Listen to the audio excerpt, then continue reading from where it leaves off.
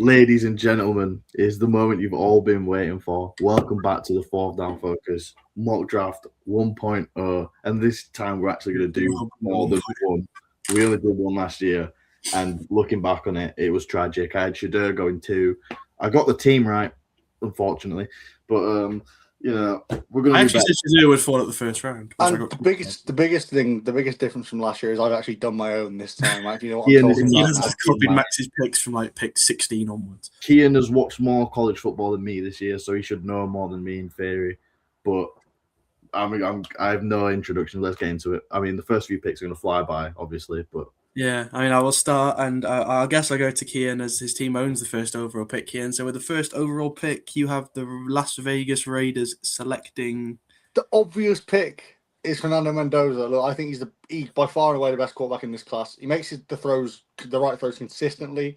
I've got a tiny bit of concern about his throwing in between the numbers, but again, I wrote that when I was watching the Ohio State game, and then I watched the Alabama one, and he threw some dots between the numbers, so that can clearly be fixed.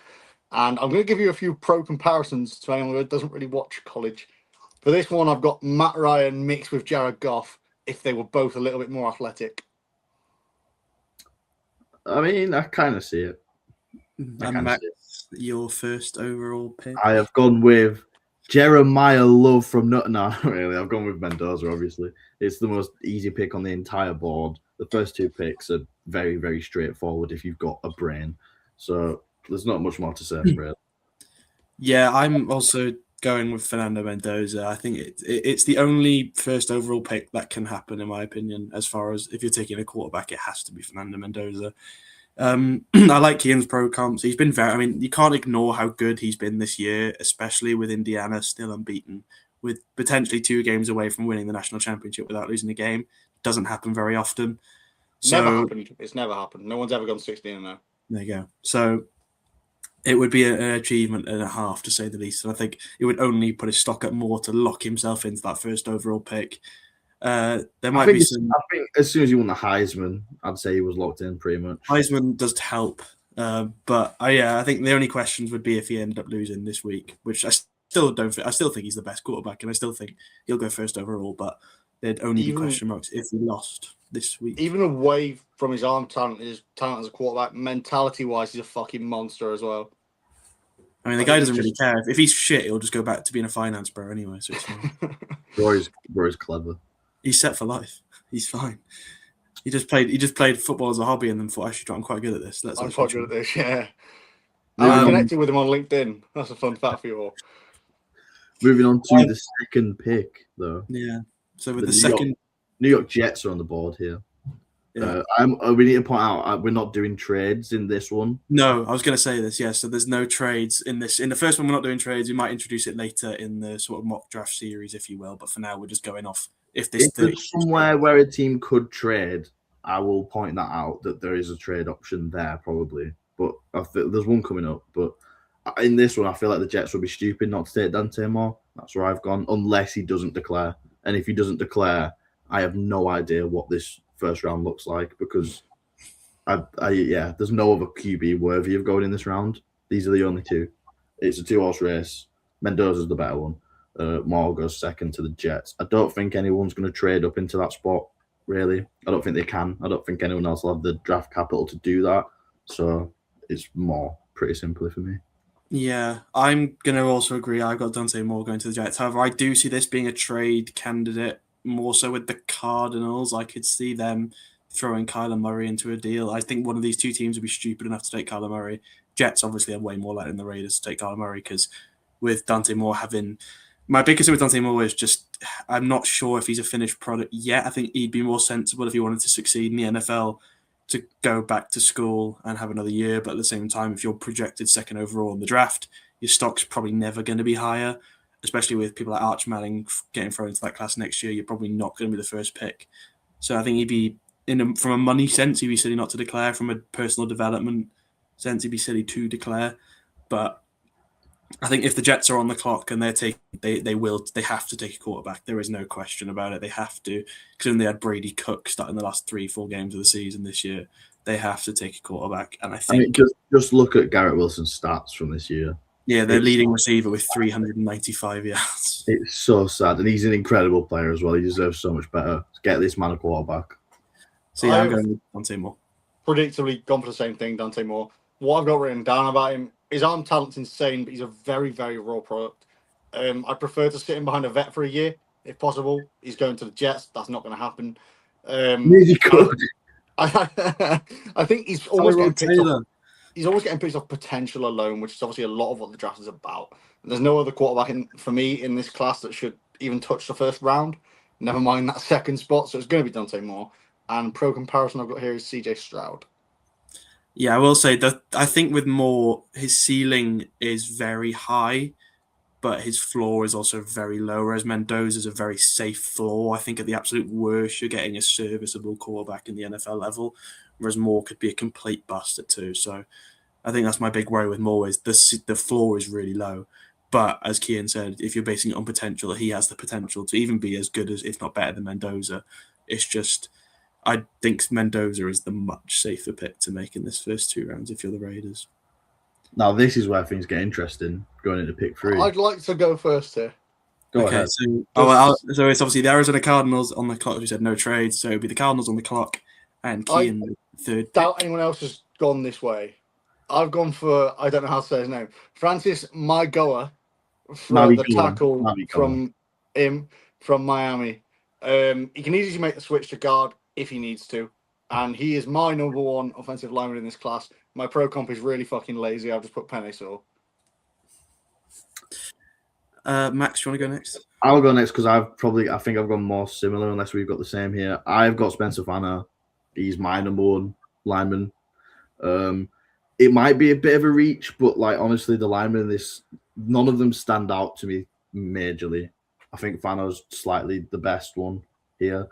It could be a trade down spot. You said trade up. I think it could be a trade down spot. But also, there's so much uncertainty in this top 10.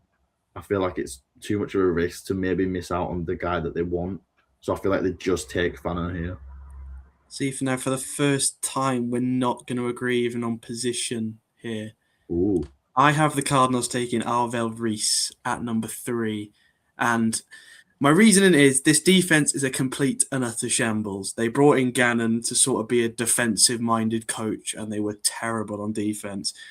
Arvell Reese is too good of a prospect, in my opinion, to pass up on if you have the chance. With the depth of tackles in this class, they will easily be on the board to get a good tackle in the second round. Even if they wanted like a Marigoa or a Fano, I think that they will fall further than people think, as you'll see with my picks upcoming. But I think they can get a tackle later rounds. You can't pass up on the opportunity, in my opinion, to get a player like Arvell Reese, who is, you could play anywhere on that sort of defensive front. You know, linebacker, you could play him on the edge, which makes him slightly more versatile option than Ruben Bain Jr., in my opinion. So I think for me, it's just best player available if you're the Cardinals and you're not trading down, as Max said, because I think if they don't trade up for a quarterback, there is that potential they could trade down.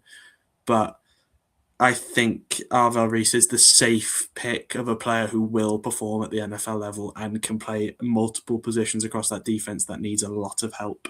So I'm going with Arvell Reese at 3. It's a very compelling argument, I won't lie. But I just think the defense does stink, you're not wrong. But I feel like their trenches are just dreadful.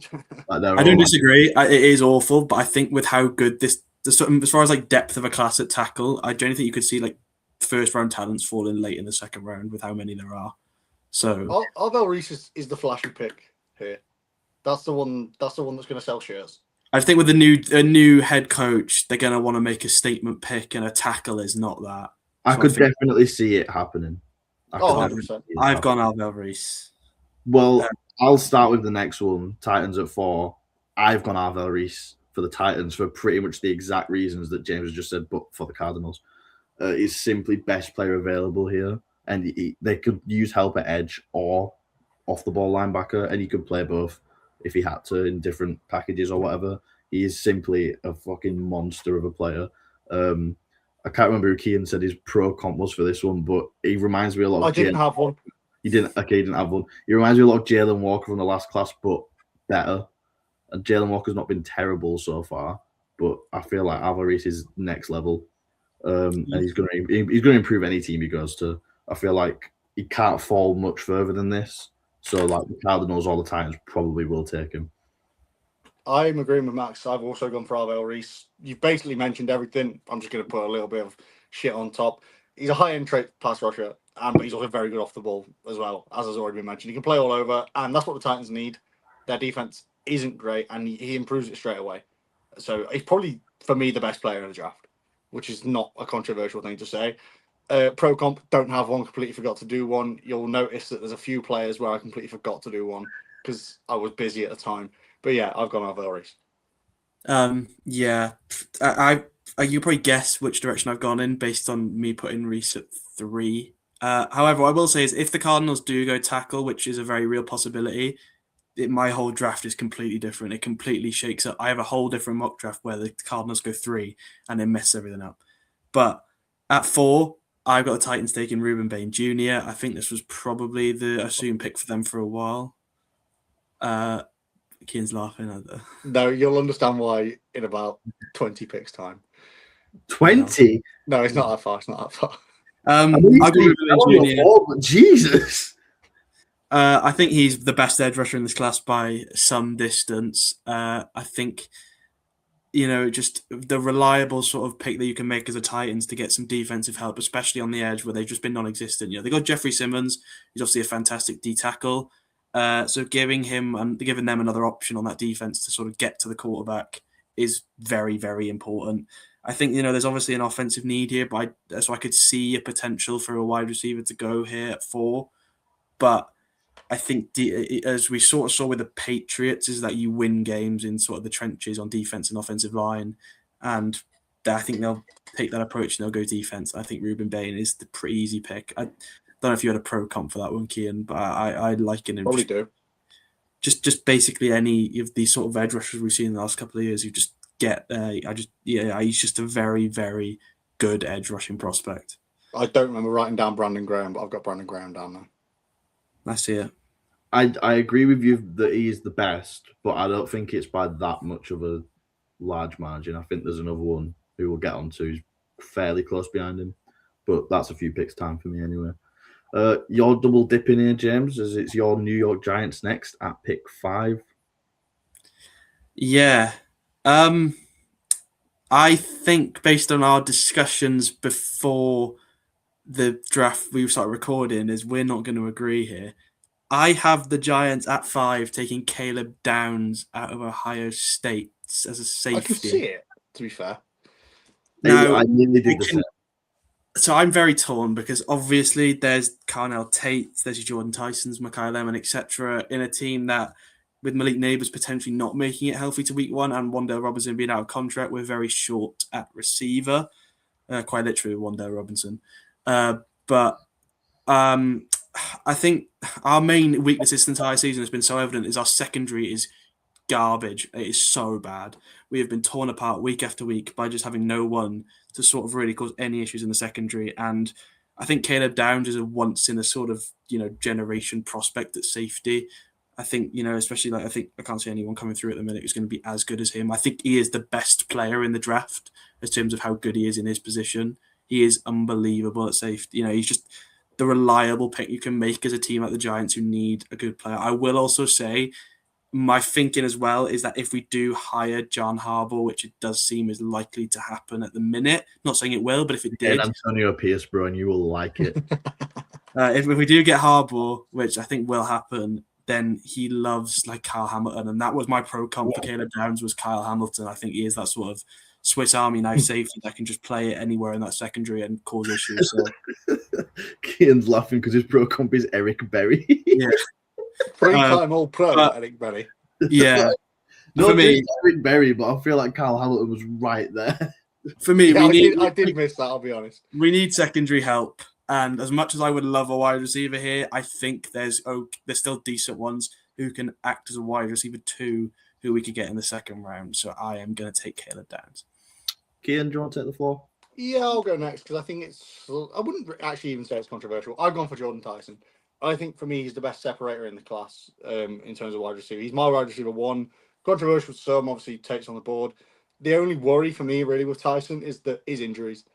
He has been crippled all 3 years in college, he's picked up an injury, and I think teams that could cause him to fall. We've seen it before.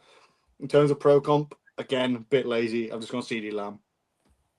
I will say my only worry with Tyson is we saw it with Will Johnson last year, who was a projected top 10 pick for a while and then had the injuries, and he ended up falling into the second round. Not saying I think Tyson will do that, but I don't think he's safe enough to spend a top 5 pick on him. I don't disagree, but I think in terms of raw talent, I think he's the best one. I agree with you, Kian, but I've gone with Carnell Tate simply because of those injury concerns. And I don't want James to get his hands on Carnell Tate. I want Carnell Tate, but I'm not picking what I want to happen here, picking what I think will happen. I think Carnell Tate will be the first receiver off the board. I mean, Dart needs receiver help. James has already said it, although he didn't pick a receiver, which is crazy, but fairs, man, fairs. You enjoy that safety, buddy. Yeah. I will. I think it's just got to be a wide receiver here, and I think Carnell Tate's the best. He's not the most talented. I think that is Tyson, but those injury concerns will knock a player down the board. Although, as we get on to the next pick, my Cleveland Browns, he's not going to fall. You're double dipping again, yeah. He's not going to fall very far for me because I've got Jordan Tyson going to the Cleveland Browns for very similar reasons. Other than it's the same thing, and I think we're getting. If he stays healthy, which so far he's not proven he can do. If he does, we're getting an absolute steal at pick 6 here because he could be one of the best players in the draft, if not the best. So I'd be very happy with the Tyson pick. We need a wide receiver badly. There was that picture that I sent to the group chat the other day of our just wide receiver list this season. It's tragic. It actually makes me feel sick. I've genuinely never heard of what. Oh, I can't remember what his name was, but I've never. Gage Ladavian was the one. Who the hell is that? Who the hell is that? So we badly need a wide receiver. We also need our line help, but we've got another pick in this draft, as we'll get on to. Not in this draft, in this round. We've got more than one pick in this draft. But currently that's sitting at 28 because the Jags turn into fucking prime Patriots for some reason. So yeah, who have you two got my beloved Cleveland Browns taking? Kian? I'll go because he's already been mentioned by both of you. Carnell Tate, serious vertical threat. But something I personally noticed, and it's not big, it's just me being an average American football fan, is that he looks scared to get hit a couple of times in the game against, who did you play? Miami. Don't remind me. I don't think it's personally a worry. I think that, it's probably playing in the back of his mind. He's going to go high at the draft board. He doesn't want to get injured, which is fair. But I just don't think he has the upside that Tyson has if Tyson stays fit, which is why I've got him going a pick later. Pro comp, I've just gone George Pickens just due to the vertical threat they both are. I feel like Carnell Tate's just a safer pick. I feel like Carnell Tate's guaranteed to be a solid player in the league for his entire career, whereas Tyson is either going to be incredible or he's going to get too many injuries and we'll forget about him in 3 seasons. Yeah, I'm going with my first wide receiver off the board here, and I'm going to say my wide receiver. I don't think he's the best receiver in the class, but I think he'll be the first wide receiver off the board. Is Carnell Tate as well? I think thank you guys. I want Carnell, so thank you. I appreciate this. I think it's safe. I think obviously there is the chance that either the Titans or especially us could definitely have a chance at taking him. I think he will be the first wide receiver off the board no matter where he goes. I think he's just safe. He produces, he's produced in college really, really well. He's been a monster. Kids are dodging hits. He fucking thinks he's Tyler Lockett or something with avoiding hits all the time. But no, he's keen to the vertical threat is ridiculous. For any team like the Browns or the Giants or even the Titans who need a wide receiver option who's reliable, this is the safest pick in my opinion. And I just think the Browns would be stupid to take tackle here, where I believe you might see later in my draft. I think they can get talent in the later ends of the first round. So I think you have to go big and you have to take a skill position player. Give Shadur Sanders someone else than fucking Harold Fannin to throw the ball to. I'm assuming it'll be Shadur Sanders next year. And as I said, I don't think you'll be in the conversation to trade up for a quarterback. I think you'll stick here, and I think you'll take. I don't think there is a conversation. I don't think there should. I don't think Shadur is the answer, but I think you'll wait. Well, as you've seen with our cap situation, we're probably not going to get some sort of stopgap QB, so it will be Shadur. Because if Dylan Gabriel starts, I am burning this jersey and every other Browns jersey I own, and so I'm a Bears fan full time. We're a few picks on from it, but you've just mentioned Dylan Gabriel. Is it a worry that Dante Moore couldn't beat Dylan Gabriel for a job? Yes, it Yeah. is a concern. Yeah. I forgot to Okay, move mention on. this. But yeah, that is certainly something. I mean, all Oregon quarterbacks all seem to start in the NFL, but none of them are particularly amazing. They're all like fairly decent NFL QBs, bar Dylan Gabriel, Max, before you lose your head. But yeah, we'll move on to pick 7, which, as I said, we're not making any trades. It is the Washington Commanders after winning themselves, like the Giants, out of a top 5 pick on the final day. So I will let Kian, you haven't gone first for a while. Who have you got? The Commanders. This is my Caleb Downs spot. It's a defense that's just getting older and older every single year. It's like a retirement home, that defense. So adding someone like Caleb Downs, seriously reliable player in the secondary, rarely misses tackles, and he's exceptional in coverage. And as we've already mentioned, my pro comparison is 3-time All-Pro Eric Berry. I'll go next because this was gonna be my Caleb Downs spot, and then I started thinking it a bit more, and I couldn't name off the top of my head a Commanders edge rusher.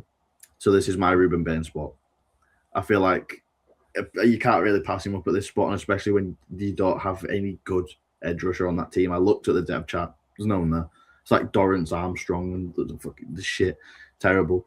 So you've got to take Ruben Bain here if you Commanders, I think. Although Downs is another solid option, but he's going to fall a few more picks for me, unfortunately. I was going to say, I'm intrigued now because looking at my mock draft and where I've got the next sort of DB going, it is simply because he's a safety, and like they just don't value that position as much in the NFL. Which is silly because he's an incredible player. You've seen the value of someone like Kyle Hamilton, so and Eric Berry higher, or Eric Berry apparently. Yeah, this is my spot. So I've gone with obviously Caleb Downs in my mock draft has already gone at this point. So I've also leaned into the edge rush thing, but I don't think it'll be who you expect. So I'm assuming you'll have a different person as your second edge rusher on the board. I'm going with David Bailey out of Texas Tech to the Washington Commanders. I have him slightly higher than the next person we'll get onto in a little bit. I just think there's slightly more explosiveness with him off the line, especially as an edge rusher. It's so important. As Kian said, this defense gets run over all the time. And every time I've watched Bailey with Texas Tech, he's just been so quick to get off and get the pressure on the quarterback. And at the end of the day, that's where the defense needs to start. You know, it's all well and good having the secondary help, which if Caleb Downs does fall here, I will say they will 100% take him. I'm sure of that. If he falls to the Commanders, that will be the pick. But in my world, he's not there. So, and I think David Bailey is just slightly better, especially with someone else having the next edge rusher we'll get onto in a bit, I'm sure, who's not had the best end of this sort of college year, whereas I really think Bailey excelled and boosted his draft stock. So for me, I'm going with David Bailey at 7 to the Commanders. Okay, can I go first with the Saints at 8 then? You can go first with the Saints at 8. David Bailey for exactly the reasons you just said. He is also my. I'm surprised you agreed with me being him being the second edge rusher. I thought. Well, this is what I was saying about the Ruben Bain thing. I don't think they're actually that far between each other. I think they're both. He's definitely closed that gap a bit for me. He looked really scary in them last sort of, especially even in the playoffs where they didn't win. He still showed really nice. I'll get onto that Oregon game. Yeah, because he was pretty sensational. Pretty much in the game where they got absolutely battered, he still stood out as an unbelievable. Yeah, he was insane. I don't think that there's a position that the Saints cannot improve on here, so they could probably take anyone and it'd be an improvement. But I feel like you can't pass on David Bailey if he's here. They could also maybe take Caleb Downs, but I don't think their safety situation is as bad as their edge rusher is. Kyle Granderson's pretty good. Chase Young, I'm still waiting for him to kind of break out again, which is, it might never happen at this point. And if it doesn't, how long we got to wait for this? if it doesn't work out, you've got David Bailey sitting right there. So, it's pretty good replacement. Who have you two got for the Saints? I'll go because I imagine it's different to what James has gone. I've gone Jeremiah Love because I know James has looked at me very weirdly there. But Alvin Kamara's not a criticism. I'm just intrigued. Kamara's getting older. Kellen Moore sort of struggled to get a run game going this year, and we've seen that Tyler Shough might be the guy for at least a couple of years. So having a run game behind him is going to help him. And Jeremiah Love, for me, is a proper home run threat. Every time he picks up the ball, he could run to the end zone. I've got him down as very much a Jahmyr Gibbs type just for that reason, that every time they touch the ball, they could score. I don't know. I just sort of thought I could see him going there, and I don't think it'd be a bad pick at all. I don't disagree. I have gone with my third edge rusher off the board here, and I'm going with Kendrick Folk to the New Orleans Saints. I believe you'll find that's Keldrick Folk. Keldrick You Folk. racist. But yeah, again, he was probably my second edge rusher until the last couple of weeks, where David Bailey just showed a little bit more that he's like long-term potential is better. But I still think Falk's a very good prospect. Obviously, coming out of Auburn, it's hard to shine necessarily in a team that doesn't do very well. But he was a sort of glimmer of hope in that pretty bad Auburn team this year, all things considered.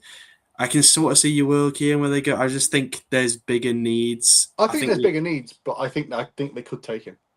So I think edge rush is a need, and I said if David Bailey and Ruben Bain are gone by this point, I think it's the obvious pick for the Saints to make. As far as edge rushers go, I don't really see many good ones as far as that level of being close to Falk. Them three, I think, are quite far clear of everyone else in this class, as you'll see with my picks coming up. But yeah, for me, I'm going with Falk. I just think it's a safe pick. Another explosive edge rusher, but I think, as I said, he's fallen behind Bailey ever so slightly for me in my sort of player rankings in terms of where I think they'll go. Well, we've got the Chiefs at 9. Who'd have thunk it? Who'd have thunk it? I know. It's crazy. Can I please go first here? Yeah. You can, because so my first edge rusher is going off the board. It's not Ruben Bain. My favourite edge rusher in this class, and the one I genuinely think is the best, is David Bailey.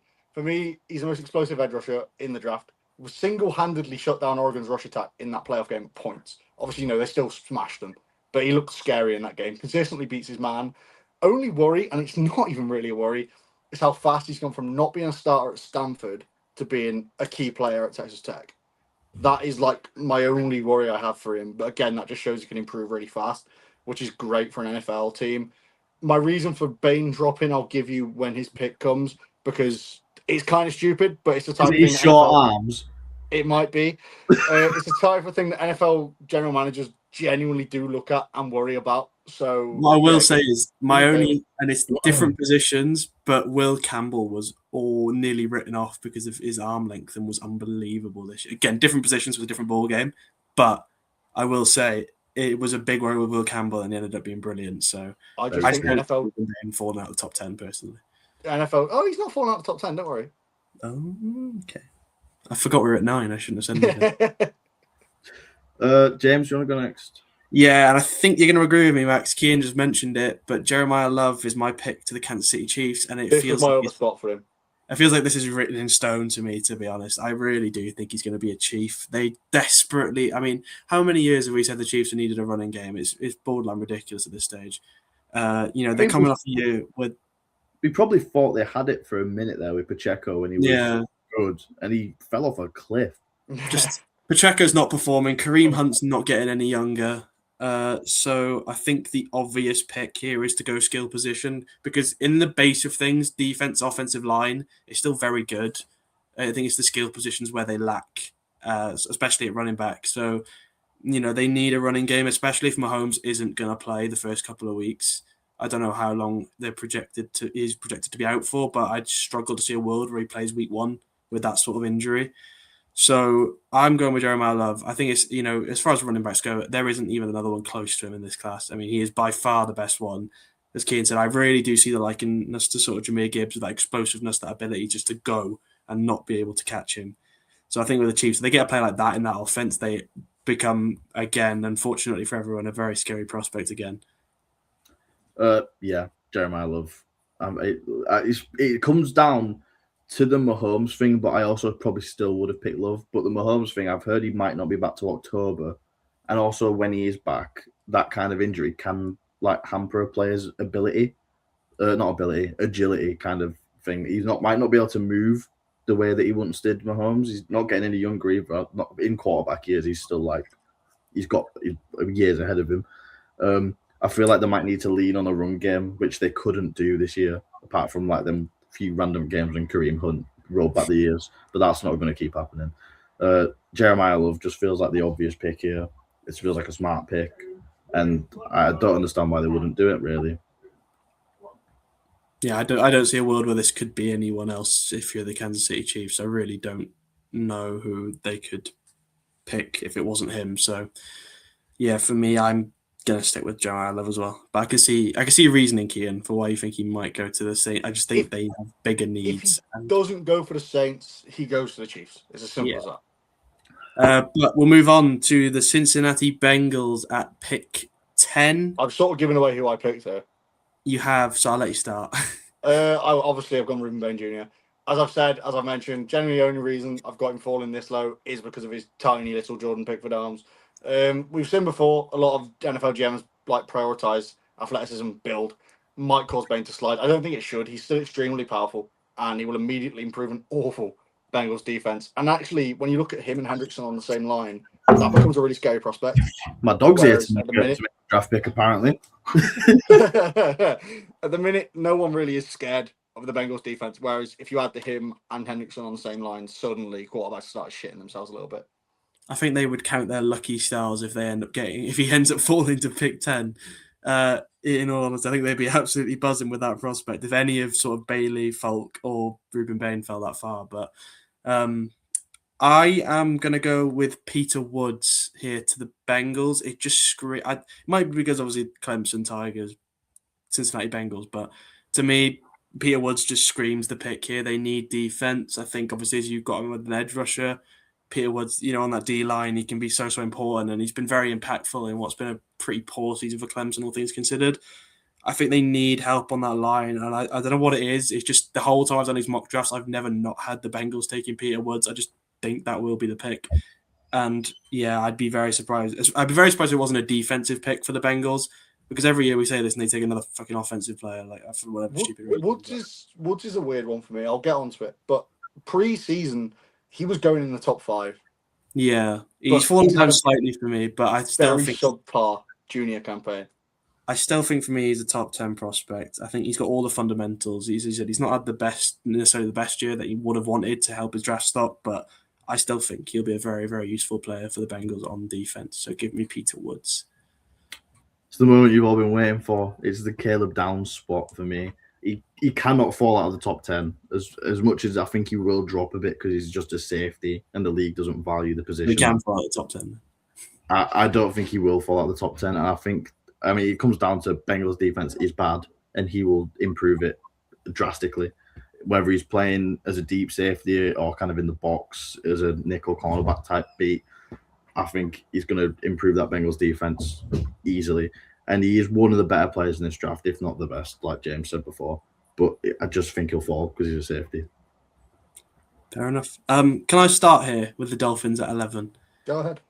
Because I'm going to contradict myself in where these players go based on how I value them. Because I said Tate was my wide receiver 2.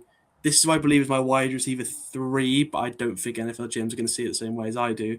I have the Jordan Tyson here at 11 to the Dolphins. Now, again, don't think he's we'll get onto my wide receiver 1 in a minute, but I wonder who it could be. You probably would. Chris Bell? But Jordan Tyson to me is too big of a risk to take in the top 10, in my opinion. I have him at 11 here. I think the talent-wise, he's too good to drop any further than this. But we saw it with Will Johnson. He was a slam dunk top 10 pick for basically the entire sort of mock draft series, if you will, from everyone. And then he ended up getting picked 47, I want to say, something stupid. I think he was a bit earlier than that. I think it was maybe 42. He fell very, very far. And I think Tyson could have the same issues. Again, would I be surprised if he fell even further than this? A bit. I think talent-wise, as Kian and Max, you both alluded to, he is very, very talented. And I think if healthy, probably is one of the best prospects. But I think for the team at the Dolphins, when they already have a Jalen Waddle on the roster, I don't know what's going to happen with Tyreek Hill, because one week he said, yeah, fuck this franchise, I'm leaving. And the other week he said, can't wait to be back with the Dolphins. So I don't know what he's going to do. There's a chance he never plays again after that injury. Yeah. But I think they need a sort of young wide receiver. Again, would they be put off having Tyreek Hill getting injured and then going with an injury-prone wide receiver? I don't know. But for me, they need to take a wide receiver here to sort of give Waddle and whoever the quarterback is going to be. I don't know what they're going to do. But they need another option, and I think Tyson could be that guy. So I'm going with Jordan Tyson at 11 to the Miami Dolphins. I'll go next with the Dolphins. I've gone with the cornerbacks here for me here, 1A and 1B, and I'll explain 1B when I get to him in a few picks time. I've gone with Mansour Delane for the Dolphins. I think they need cornerback help. They've not really got any good established corners on that team. I think he could come in and probably be the best one straight away. He is 1A for me, and obviously I'll get on to the other guy who you can probably guess who it is. But yeah, I think Delane could instantly improve this pretty stinky Dolphins DB room. Am I going next? I've sort of just gone best player available. I can't see him falling any lower than this. I've gone Spencer Farno. He played tackle at Utah. I think he probably looked better suited to playing guard in the NFL, but we'll see that as it comes. Either way, I don't think he falls lower than this, so that's where I've got him going. Again, forgot to do a pro comparison. I apologise. I will say, you probably noticed I haven't taken a tackle yet in this draft, which we'll get onto in a bit. He's doing this is what he was doing with bloody Shadeur last year. You'll notice. I was right. You can't say that. I was right. I said he was going in round 5. No, but I said he wasn't going round 1. I said he could fall all out if we didn't get taken in round 1 too far. I'm gonna take the Cowboys first here because I feel like I've picked this guy for the Cowboys every time I've done a mock draft. Apart from when they were kind of a bit higher up, Sonny Styles, I think has the potential to be a top 5 player in this entire class. He missed 1 tackle the entire season, and it was in that Miami game that we lost. We being the Buckeyes, didn't have a jersey available today. I feel like they'd be stupid to pass up on this absolute monster of a fucking linebacker here. I feel like he only falls to 12 because, once again, linebacker's not that much of a valuable position in drafts. So, yeah. To be honest, I don't know what it is about Sonny Styles, but he just screams Dallas Cowboy. Every mock draft I've done has had Sonny Styles going at 12 to the Dallas Cowboys. I think the only way they wouldn't is if someone like a David Bailey or a Keldrick Folk fell this far and they'd go them instead. Because they obviously, they have the sort of... They can probably afford not to take a linebacker, but I think for me, if the draft goes away, I think it will. I just don't see a world where it's not Sonny Styles. As Max said, he is the best linebacker in this class, bar Arvell Reese. So for me, it's a stand-up pick for the Cowboys, a very safe option to go. I know Jerry likes his weird picks. We also went last year taking fucking Tyler Booker that high in the draft. So don't be surprised if there's something stupid here again. But I think if they're smart, they'll take Sonny Styles. Again, I've also gone Sonny Styles. Feels like to me exactly what the Cowboys need in that front 7 on defense. You'll notice I haven't taken Keldrick Folk yet. I think even if he falls, they should still take Sonny Styles. He has elite range, and he is easily the best tackler in this position coming out in 2020. He missed 1 all season. Missed 1 tackle. Exactly. This is what I'm saying.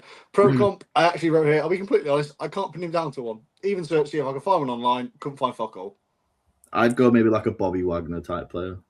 Yeah, that plays. Very good downhill. But I don't know if he'll ever live up to that. But I was going to say, I don't think he'll ever hit them standards. But... I'm also very happy that I can say that I think in the future, 3 of the top 5 players in this draft will all be from Ohio State. Yeah, to be fair. I think Sonny Styles is one of them. I'm obviously very big on Fernando Mendoza. Yeah, I think Mendoza will be up there. But I said 5. He could also be in there. We'll move on because I'll start. Top 5 in the 8, 4, 5, 3, 2.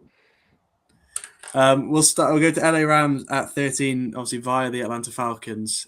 So God forbid, I was going to start, but I feel we might be similar here. I don't know. Max already mentioned the cornerbacks. I've not gone Mansour Delane. I have gone Jerome McCoy.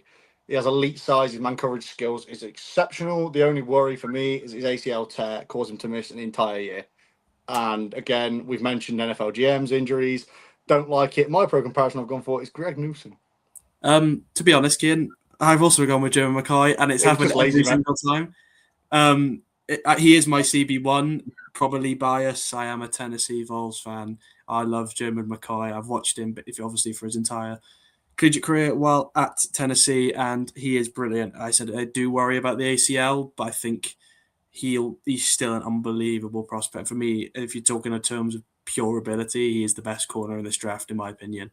Slightly above Mansour Delane, who Max said. But yeah, for me, I think every mock draft I've done, I've also had Jerome McCoy going to the LA Rams, and I'm going to stick with that here. I haven't picked McCoy yet. He's coming up shortly, don't worry. But he shockingly, he was CB1B. I know, shocking. I'm going with Francis Marigoa here. I feel like it's more of a contingency pick. He probably doesn't have to start right away because the O-line's not terrible right now for the Rams. But also the Rams are a good team, evidently. They've had a great season. They don't really need a player at this spot to come in right now. Dying here. But yeah, I think he might come in, maybe sit behind Havenstein for a season, and I feel like Havenstein might be done. He's getting on a bit now. So I feel like it's a bit of a contingency pick, and obviously they've got another pick later in this draft, which is their own. So I will take this. I will point out, and I will say that if they are sold on Fernando Mendoza, don't be surprised if they. I'm not saying that Raiders will accept it, but don't be surprised if they try and trade up because they've got the capital and they don't need players desperately. My argument for this is if Sean McVay tries to trade for a quarterback with you, you tell him to fuck off because he's clearly a good quarterback. Yeah, I think they'd be stupid to accept the trade, but obviously if you get sort of like 3 first-round picks thrown your way, especially 2 in this year's draft, it could be an interesting conversation.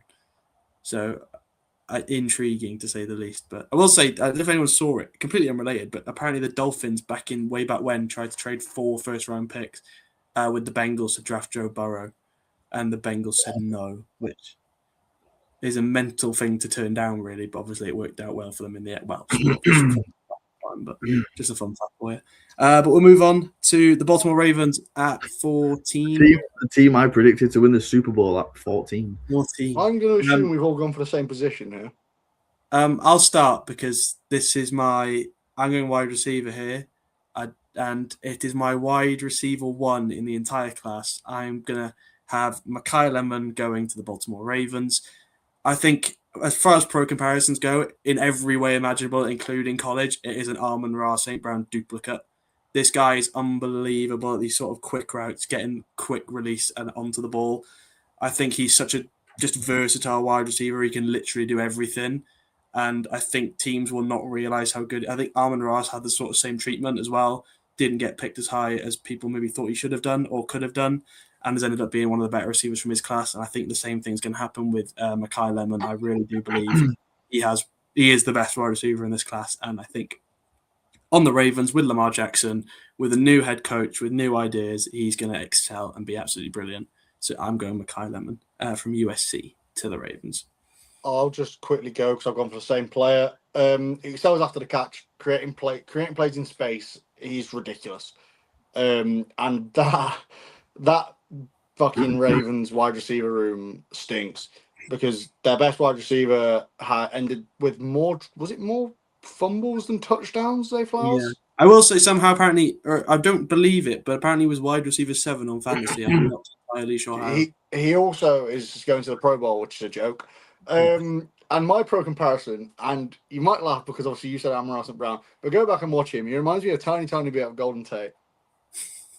Because that's the Golden Tate comparison. No, genuinely, after creating plays in space, Golden Tate was elite at, and that's what Mekhi Lemon does. So yeah, I think Golden Tate is a pretty good pro comparison. I've not gone with Mekhi Lemon or a wide receiver. This is where I've taken Peter Woods off the board. Simply because Madi, how the fuck do you even say his first name? Namadi Madabwike may never play again. I forgot off the top of my head what his injury was, but it was bad. I know it was bad. And there's rumours that he might retire from it. And besides that, even with him in there, their interior defense stinks. So I feel like Peter Woods could definitely improve that. Well, that's it for the Ravens. We'll move on to 15. So nearly at the halfway point of the draft. We have the Tampa Bay Buccaneers on the clock. Would anyone like to go first? I'll go first because he's been mentioned. This is why I took Jamal McCoy. Simply, he probably is the best, based on just 2024 tape, is the best CB in this class, but he missed an entire season, and I think that is the only reason he won't go as the first CB on the board, although Delaney is very good too. And I think the Bucs could definitely use cornerback help. They could use a lot of help based on how much they've fallen off this season, but I think cornerback's a big place they could single in on. Kian? This is where Keldrick Folk has gone for me because obviously he hadn't gone yet, so I've sort of just gone. He was my other option. I've gone best player available, and it does also fill a hole that they've got. My notes for him is he's got the body of a defensive tackle, but my other note is he's an absolute handful in the run game. And the Bucs do like that though. They like a big edge, exactly. which is why I nearly took him as well. My pro comp for him is Calais Campbell. Yeah. This is my landing spot for Mansour Delane. I think, as I said, it was very flip-floppy with him and German McCoy, but obviously probably maybe a bit of bias, but I just see a bit more in McCoy than I do in Delane, but still very, very good corner option. I will also say this was a landing spot for a potential tight end pick here who I'm not chosen, and he will fall from here, but I think he could, Kenyon Sadiq could come off the board here, but I've not gone with it because I think K. Dalton showed just enough in the last couple of weeks to not pick a tight end in the first round. K-Don is a fine tight end. Yeah. He was if he hadn't performed in the last elite, but couple he's of weeks, I may have gone Sadiq here, but I'm going to go with Mansour Delane. I think it's a safe pick. It's a good cornerback option, and potentially even safer than McCoy because obviously the injury history with McCoy. But I'm going with Mansour Delane from LSU. So we'll move on. I believe we've all done our picks there. So we will go to the New York Jets again. Who was this one via? Was it via the Colts? Yes. Because the Colts are fucking stupid and decided to go all in on a season. It's snowing outside. How boring. Carry on. Sorry. The Colts went all in for Sauce Gardner, who I believe only won 2 games all year, if you combine his wins from the Colts and the Jets. Yep. So this is the Jets again on the clock, and I'll start. I've gone with Cassius Howell, the edge rusher out of Texas A&M. I think there's a lot of needs for the Jets here. I was reading my own. There's a lot of needs for the Jets here. I think you could pretty much take any position in this draft and you'd be fine. I think it would help them because realistically they need help everywhere. But I think when you take the quarterback at second, you need to sort of reinforce a position of need. And I think again, especially after trading, losing Quinnen Williams and Sauce Gardner, the defense needs help. I've gone with Howell. I think they need it a bit more than need DB help. Again, for a team that had no interceptions, you think I might go corner here, and it was very, very tempting. But I think it was more of a coordinator thing and just bad management of everything. Then, considering they had Sauce Gardner on the roster for half a year and didn't get a pick there, it shows it might not be a talent issue. It might just be the coordination. So I'm going to go with an edge rusher. I think Howell's just next up for me in terms of edge rusher talent. So I'm going with him out of Texas A&M. Sorry, I'll go next. I'll go. You want to go next, Ian? No, I was just saying why I look confused. It's because I didn't think I'd taken Howell, but I have. I haven't. This is why I wanted to go next. I've not got Howell in this first round. I feel like there's a lot of edge rushers in this class that are all just sort of designated pass rushers. I feel like teams will value the guys that can do more than that, higher. So he's not in here. I've only got 2 more edge rushers on the board, actually. I've got 1 after this. I've got 2 more, and one of them I've not said yet, who you've both taken. I've got Mekhi Lemon here. He can't fall any further than this. And just look at the receiving stats for the Jets. Obviously, it was a terrible season all over the shop for them. You've got Dante Moore coming in. Why not help him with, as James says, the best wide receiver in the draft? I don't think he is, but he's definitely very, very talented receiver, and he will definitely improve that Jets wide receiver room, which is almost as bad as the Browns if they didn't have Garrett Wilson. I was going to say Garrett Wilson saved it ever so slightly.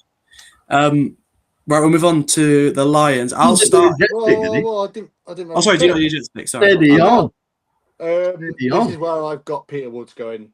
The only reason I've got him falling this far is, like I've mentioned, subpar junior campaign. I still think the talent is there, and it will be very, very useful to this Jets team.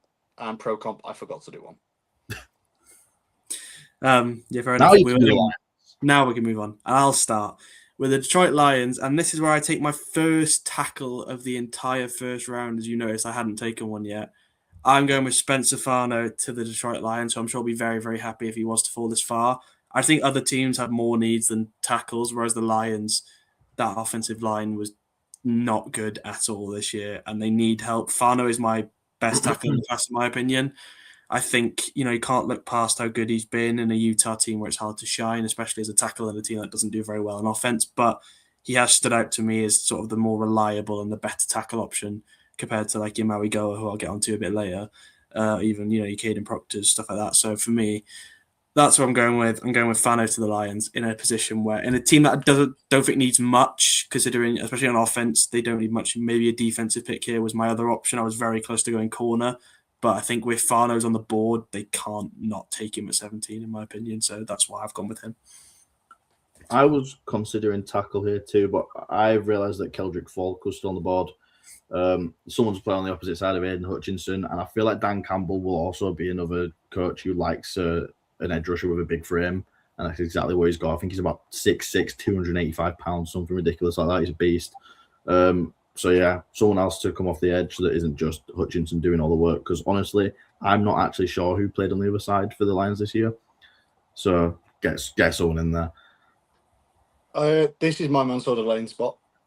Seriously good man coverage skills. Max actually sort of made a point that I actually also had written down, but I just worded it differently. He's my cornerback 1.1 rather than my cornerback 2 in this draft. The Lions play a lot of man coverage. They could do a lot worse than Delane. My pro comp, I've gone Kool-Aid McKinstry.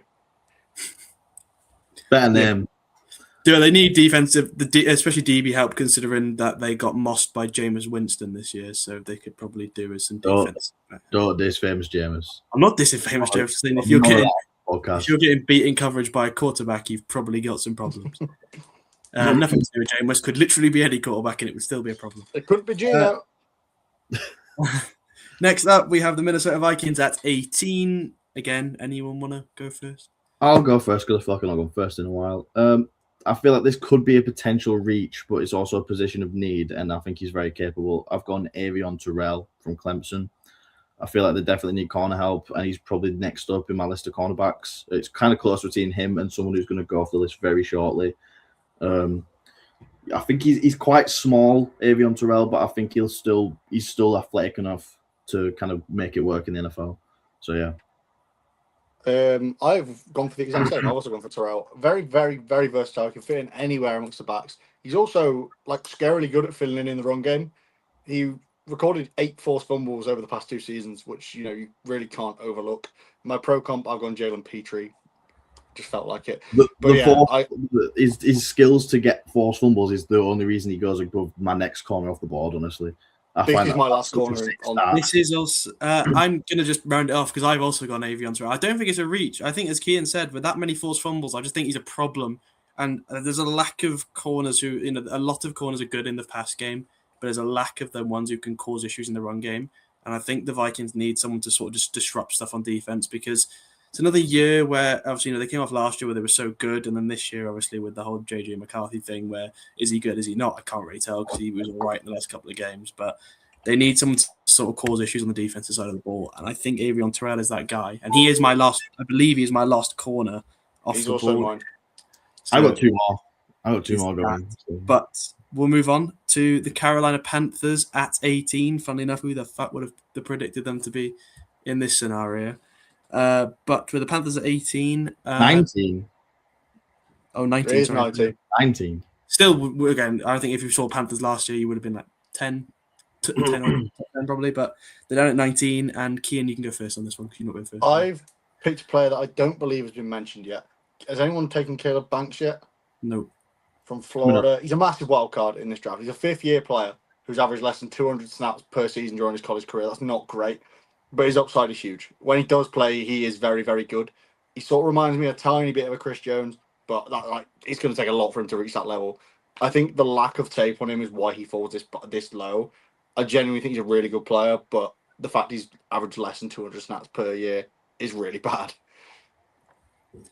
I've gone similar. Same position, but I've gone with Caden McDonald from Ohio State.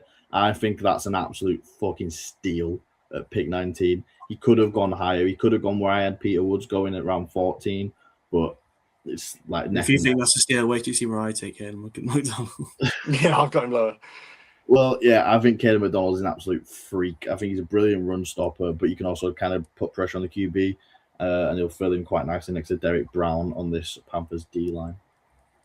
Kian's already said it. I've also gone Caleb Banks here. The potential is scary. As kids, I really see that Chris Jones sort of high-end ceiling for him. I think it's a very low floor pick as well. If he is bad, it could be disastrously bad because there's not much film. He's wildly inconsistent with how much plays. It's just a wild card.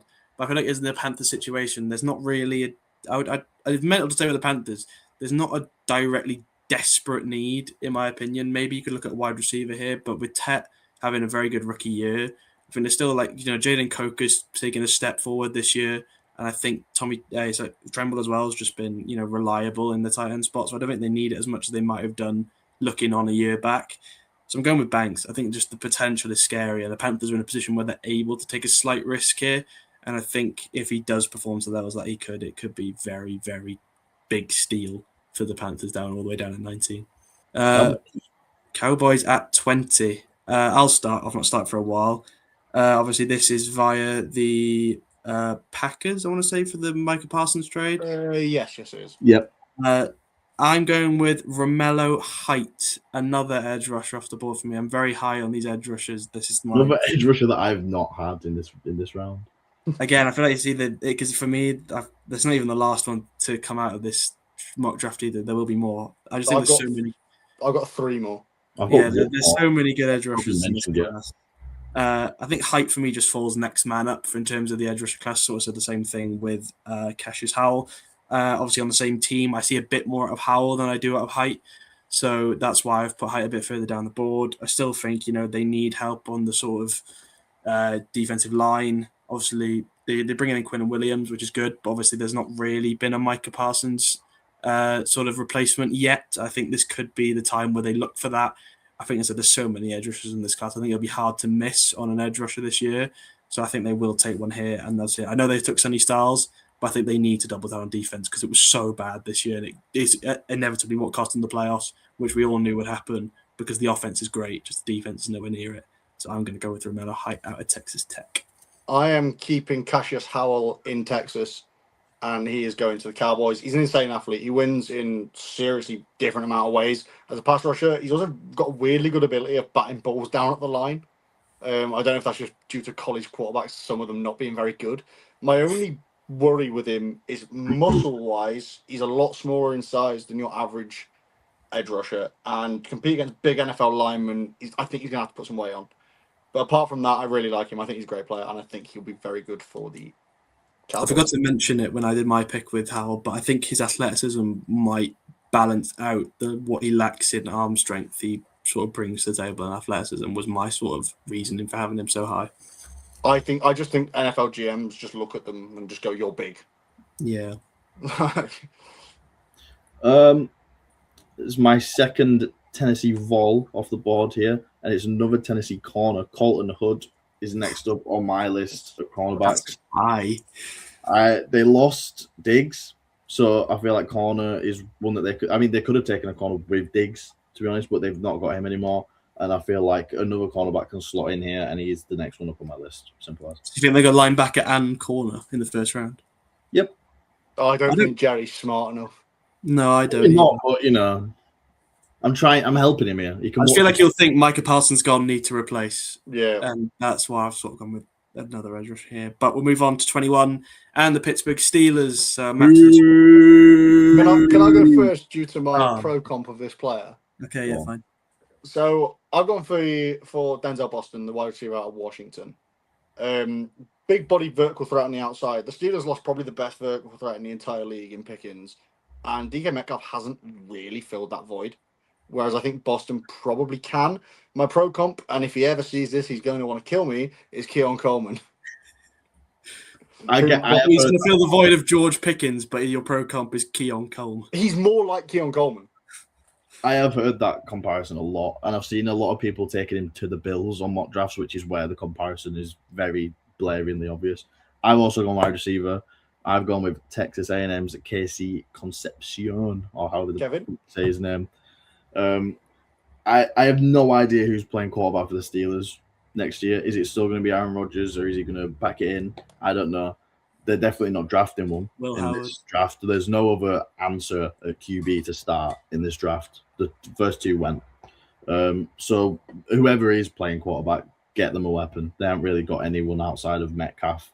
And I guess the tight ends are pretty decent. So yeah, I like Concepcion. Good playmaker. So I've sort of leaned into this by basing. I think they're going to have a young quarterback in next year. I think Aaron Rodgers is going to call it a day. But even so, I'd still make this pick. This is where I take Francis Marigoa, which is Vicky and having him at 3. I have him at 21. So you can still see like how different this could be depending on what teams decide to do. But this is where I've got Marigoa.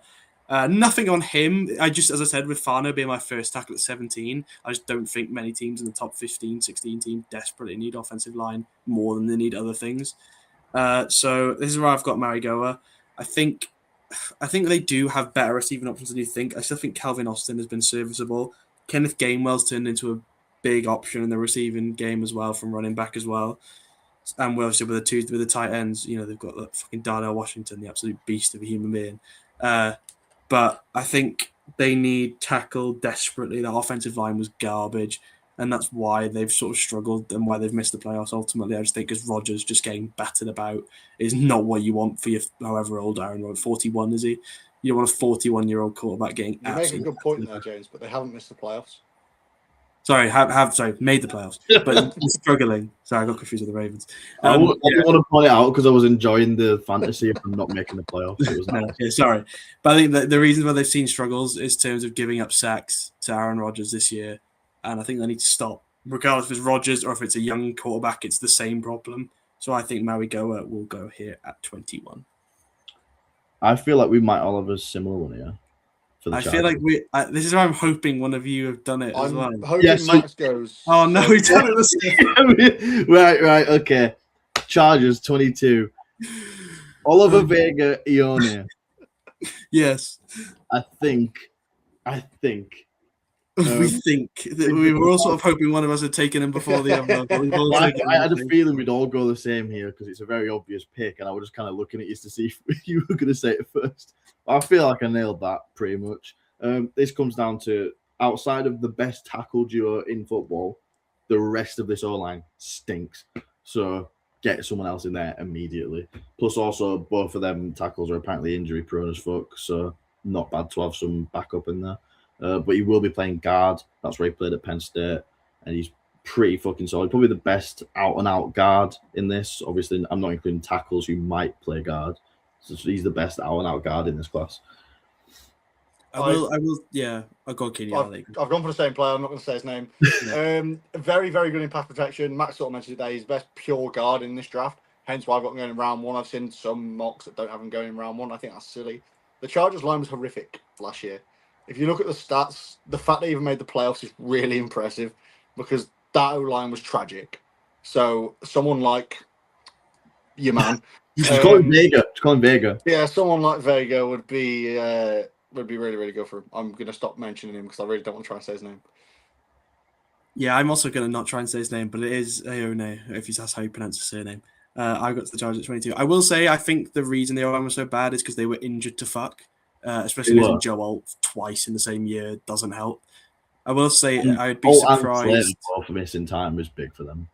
Exactly. Which I think is a big part of why the offensive line's been so bad. So they could look in that way and say maybe it isn't actually that bad. It was just really injured. But at the same time, the interior of the offensive line still struggled. So I think the tackles are great, which is a great.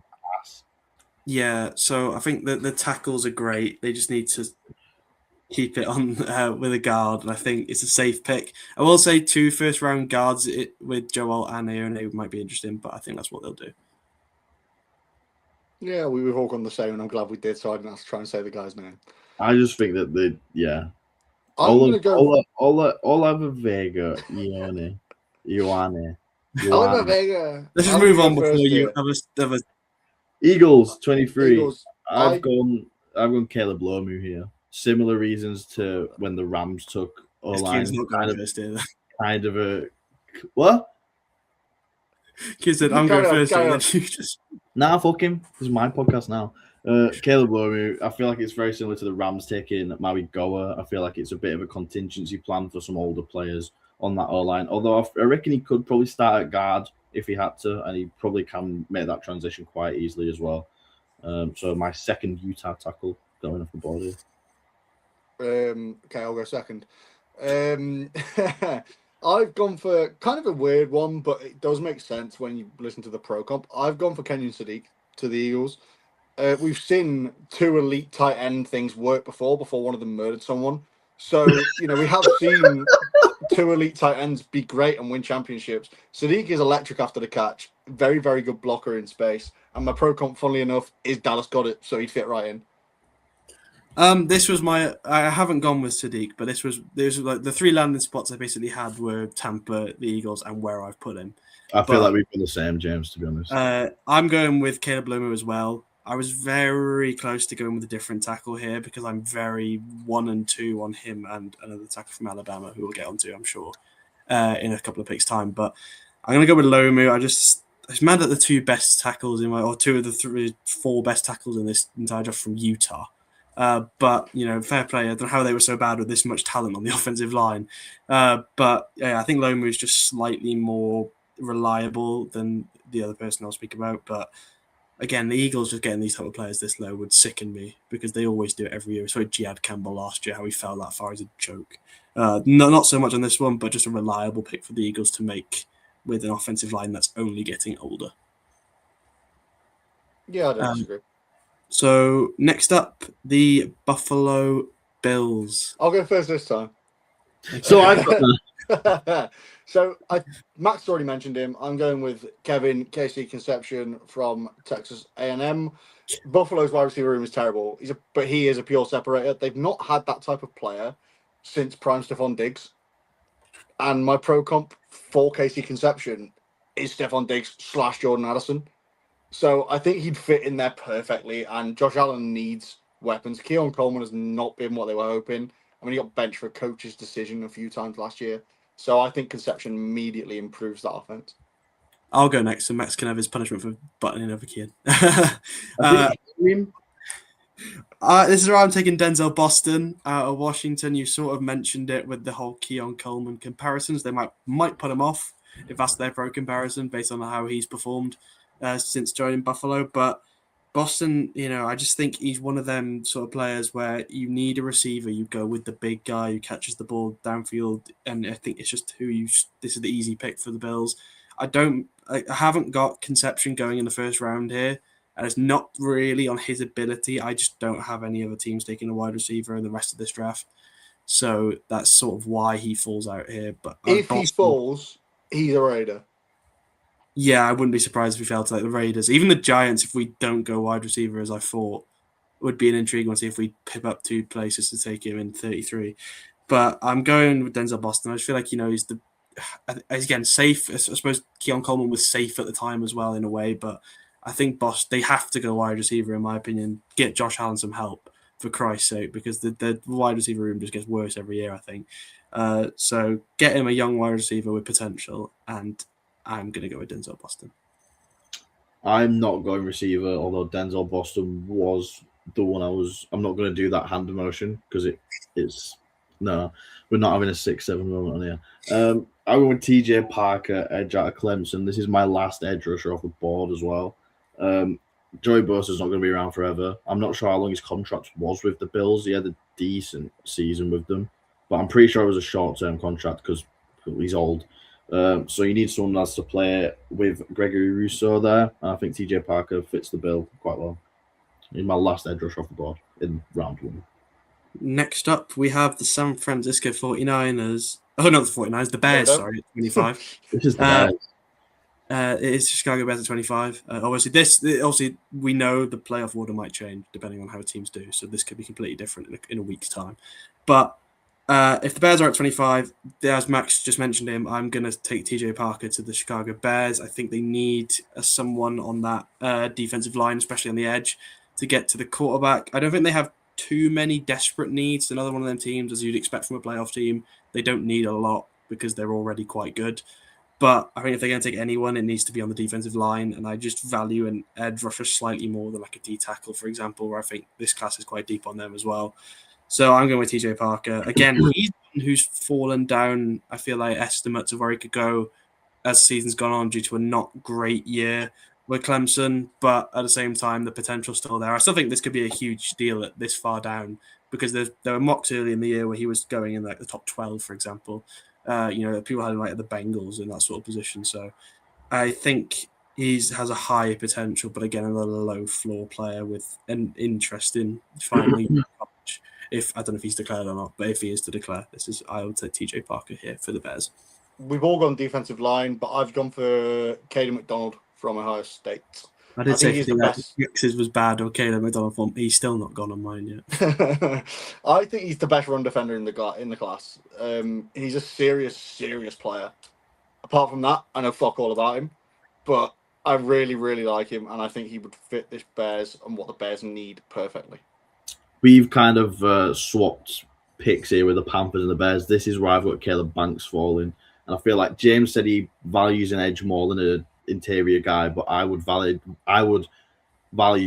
Banks more than any of the edge on the board at the minute. So, as you two were saying, he's got huge upside and potential. He could be insane. So, at pick 25, it's boom or bust, and I feel like they're willing to take that chance. Grady Jarrett is currently their best interior defensive tackle, and he's like in his 30s, way into his 30s now. So, he might even retire this season. Who knows? If not a bad player at all to sit behind for a year.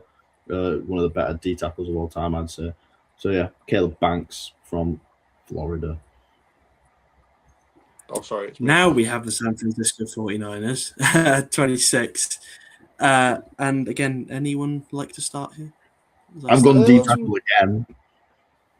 Someone else can go first. Go on.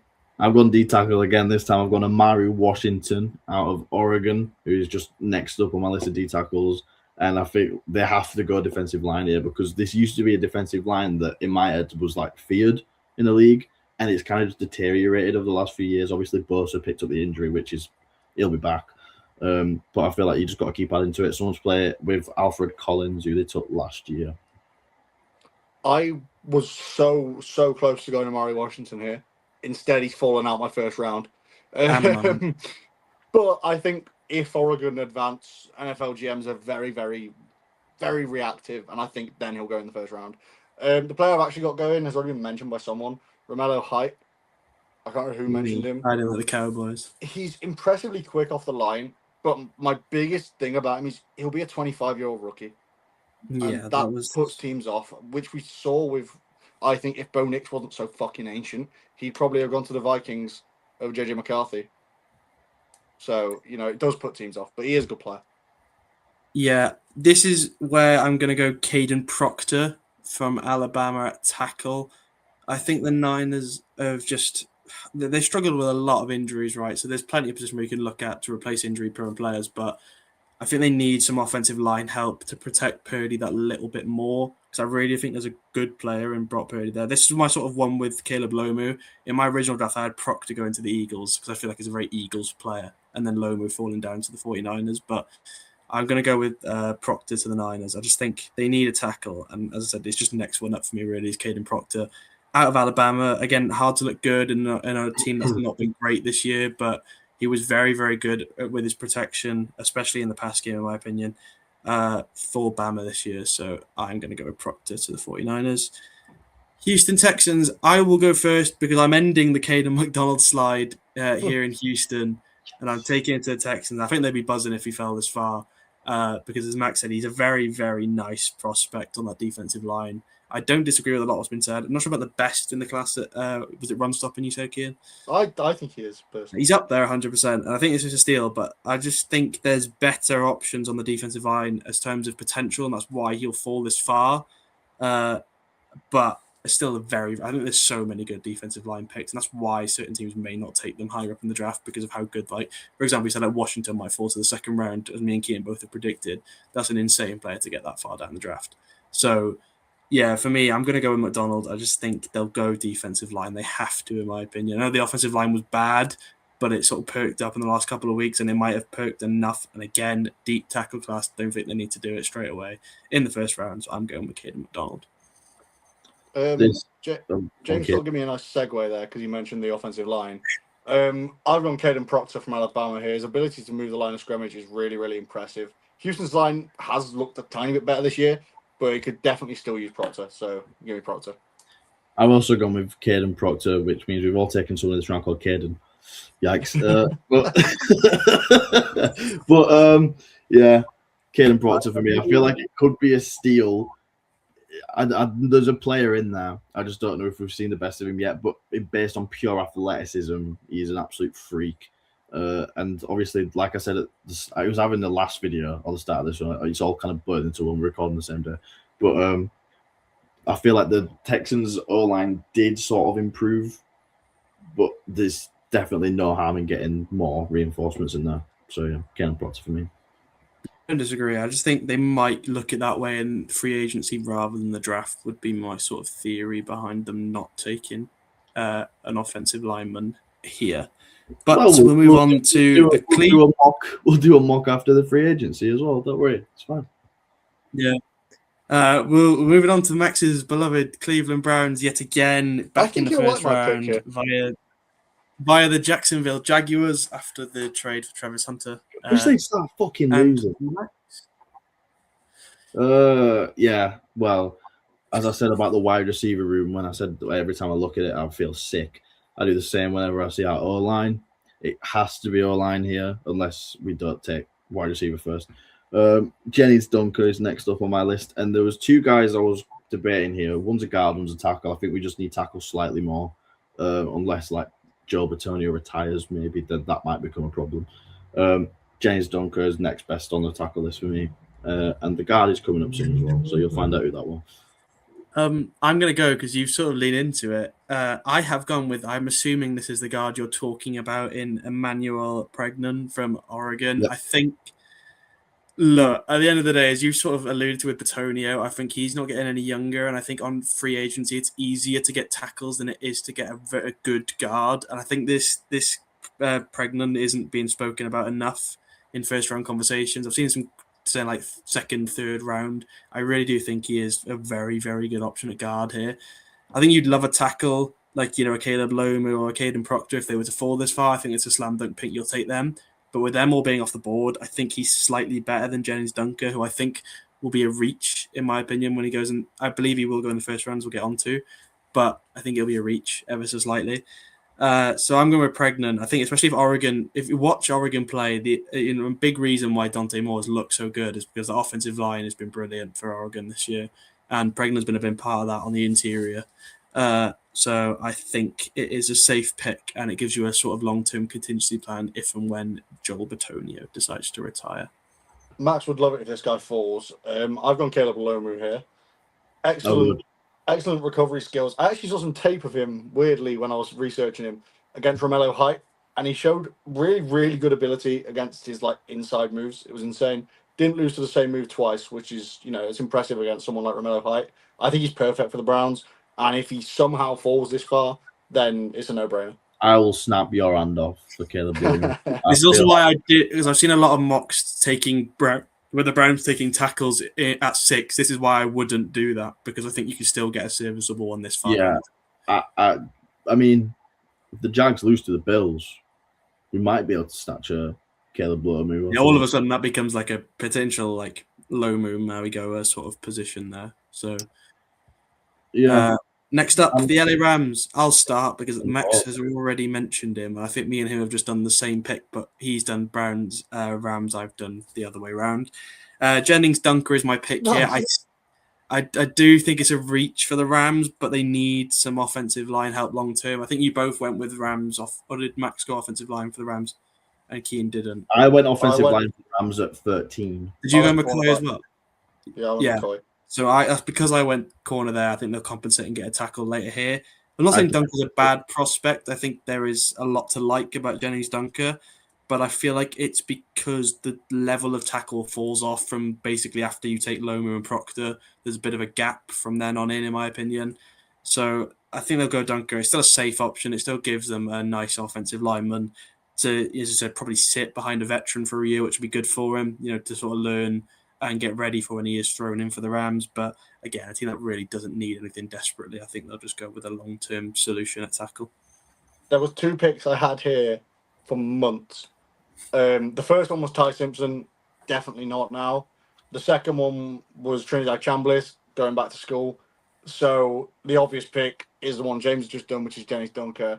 Big build, power, and a power to back it up. My only big issue with him is his foot speed is very mediocre. And if he can't improve that, I think he'll need to move to guard to succeed in the NFL.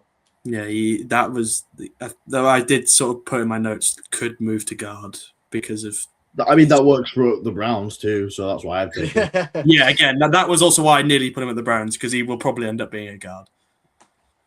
You two both took corner with the first rounds pick. I didn't, so I've taken one here. My final corner off the board, Brandon Cisse from South Carolina, the Gamecocks, which is my favorite name in college football because it's funny. Yeah. I feel like they could use some corner help, as you pursue have already both gone over. It's just a different guy. I just think they need corner more than tackle, hence why I'm assuming Kean was the same. Why I just valued Maui Goa more. I just think German McCoy is too good to miss out on that. Same. The New England Patriots at 30 here. Again, anyone want to start? This is where I took Emmanuel Pregnon instead of the Browns. I feel like the tackle situation in New England not too bad, but the interior could do some help. And Pregnon, like James has already said, if he picks a go, very, very capable guard. Probably the second best straight up guard in this draft, which is what I've taken him as the second best one. So yeah. I have gone. Someone's already mentioned him. I forget who. I've gone TJ Parker here. He's got great size for an NFL pass rusher. He looks very, very comfortable, and even when he's dropped into zone coverage, he just doesn't really display that burst off the line of scrimmage I think you sort of need. He reminds me of Bradley Chubb if Bradley Chubb lost his explosiveness, which I know is kind of a strange. I mean, he has lost it these days. Well, yeah, so it reminds me of Bradley Chubb now. But yeah, I think he's a good player, and I think he would do well, and he probably could go higher as well. For how much they produce in college football level of talent, this is the only Georgia player I believe I've got going in the first round. I've got two. I'm going CJ Allen, the linebacker out of Georgia. Again, I believe this is the first Georgia player. I'm just looking for my notes. I don't think I've taken another Georgia player. He's my first one. There's none before him, and I assume you haven't got one before him either. So again, a college that's very known for producing talent. I've gone CJ Allen here. I think they need some linebacker help. Again, not a team that needs a lot. This is a very big pattern with the teams down here. Obviously, when they've got 13, 14 wins in a season, they don't need a lot to succeed. But I think if they're going to take anything, I think a linebacker would be nice to sort of help that, even the pass rush as well as dropping into coverage now and again. I think he's a sort of do it all linebacker, just a very just not as quite at the levels of like your Alvell Reese's. I think very, very good option still. I think it'd be a nice pick for the Patriots at 30. Again, maybe not like a straightaway starter, but would certainly be a good rotational option for them for now, and then to progress into a starting role maybe in year 2. We'll move on to 31, the penultimate pick in the draft. The Denver Broncos currently hold it. I think me and James have the same person. Yeah, so I'll start. Kenyon Sadiq out of Oregon. Again, as Kean already mentioned it, he could go higher. He's a very, very exciting prospect. And I think depending on how Oregon do this weekend, it will change where he goes. I think the Bucs might look a certain way at him if he has another good game here. But he's by far, by miles, probably the only first-round worthy tight end prospect in this thing by quite some distance. We had a few in the recent years who've been really good, but this year it's really him and no one else worth taking in the first round. So I'm going with Sadiq here. The Broncos need a tight end. Evan Engram wasn't the answer. They haven't had a good tight end for a while. And I think for a team that, again, you could look at wide receivers here. Casey Conception was also on my mind here for a wide receiver option for a team that doesn't really have anything outside of Cortland Sutton. But with how versatile Sadiq is as far as a tight end, as well as, just so athletic, I think he could be a problem in just all your Trey McBride sort of level of tight end as far as his pro comp from here. I look more at Trey McBride as that sort of ceiling for Sadiq. So I think the Broncos will have an absolute steal for getting him at 31. Everything James just said. I couldn't let him slip out of the first round, so I had to get him in here. The Broncos is the only team that made sense down in this part of the board. So yeah. I've just gone best player available for the Broncos, and I think that is CJ Allen. He's got very, very impressive hand-to-eye coordination. His vertical jump is insane. Makes a lot of plays that linebackers do not make. He's also a great tackler. He's missed very, very few in his collegiate career. My only issue with him is he can be slow to diagnose run plays, but that can be fixed at the NFL level. Yeah, there's nothing about Allen where it couldn't be fixed for me. I think exactly. All the fundamentals are there. It's just the stuff that needs to be taught. He needs to be taught, basically. I think he'll be a very good NFL player. Better than the linebacker whose jersey you're wearing right now. Well, he's not in the draft, so would not be in this mock draft even if he was. Fuck you, Landry Kiffin. Eagle-eyed viewers may notice Keane's wearing a Whitweeks jersey. Fuck you, Landry Kiffin, and fuck you, Lane Kiffin. Actually, fuck LSU. I just like Whitweeks. For all the jersey and everything. Finally, we finally made it to pick 32, the Seattle Seahawks. I'm going first. Max took him a while ago, but this is where I have Colton Hood as the second Vols player to go in the first round. Another corner, obviously, and again, it's been our bright spark in the last, so especially we've had rubbish team, but the corners have been good. And Colton Hood is a very, very exciting prospect. I just don't think. I basically haven't taken a tackle since Avion Terrell, and I don't think he's better than Terrell, McCoy, or Delane. So he then falls as next man up for me. And I think the Seahawks, if they can improve anywhere, is in the cornerback department. So that's why I've taken Colton Hood out of Tennessee. I've gone for a player I don't really think they need, but the potential's massive. I've gone for Christian Miller from Georgia. Potential to improve as a pass rusher, very, very quick to get his hands up against the run. My biggest issue with him is that probably will make him slip out the first round. He's quite late reacting to the snap a lot of the time, and that's going to hurt him massively at pro level. It will cost him flags. It's going to cost him a lot. If he can fix that, I think he's going to be a very good player in the NFL, hence why I give him to the Seahawks, because he can just sort of sit and learn with that defense being so good. I nearly went CJ Allen here, but when I thought about it, I don't think I can pick a defensive player here for the best defense in the league, I'd say. It doesn't make that much sense to me. And I feel like the Seahawks always, for some reason, need O-line. So I've gone with someone who I didn't think either of you would have gone with, Chase Bisontis from Texas A&M. I feel like he could play pretty much all over the offensive line, but he probably will play in the interior, either center or guard. I'd probably play him center because they don't seem to have him too much there right now. But yeah, I couldn't pick defense for this team because they've had the best defense in the league, if you ask me. I will say 2 points by your pick. One being, I think we made the same argument at the Broncos last year, and they did it and it worked. And 2, I thought you were going to say Colton Miller out of Clemson because I did realize I was tempted to put him in at the Rams at 29 over Jennings Dunker. But that was another one who just missed out for me in my first round. Was that not Blake Miller? Yeah, Colton Miller plays for the Raiders. Sorry, Blake Miller, yeah. Chase Bisontis from Texas A&M. Bisontis was an interesting one. I just don't think he's good enough to go in the first round, in my opinion. I think he sneaks in, just at the end. And a quick one at the end of this draft. I imagine no one's watching anymore. But an hour and 27 in. We've sort of spoken as a group. We might make a little college football thing just to run on just some college football shit that we don't, so we don't have to do it on the main NFL one. We might do it. If we don't, who cares? If anyone's watching, if you want to see that, let us know. We'd be the only UK one, I believe. So it'd be nice. Yeah. But that is the end of our very first, and I can actually say the very first and not the last mock draft we will do. We made it, boys. So as he said, stuff will change. Even in a week's time, this is probably reusable as another video because the draft order will have changed potentially significantly come a week's time. But let us know what you thought of our picks in the comments. If you disagree, agree, whatever. If you think we should change our picks, who do you think your team? Don't disagree. Don't you dare disagree with mine. If you whatever team you support, let us know who you think you should pick. But thank you very much to Keane and Max for joining me as always, and we will see you all in Bear down.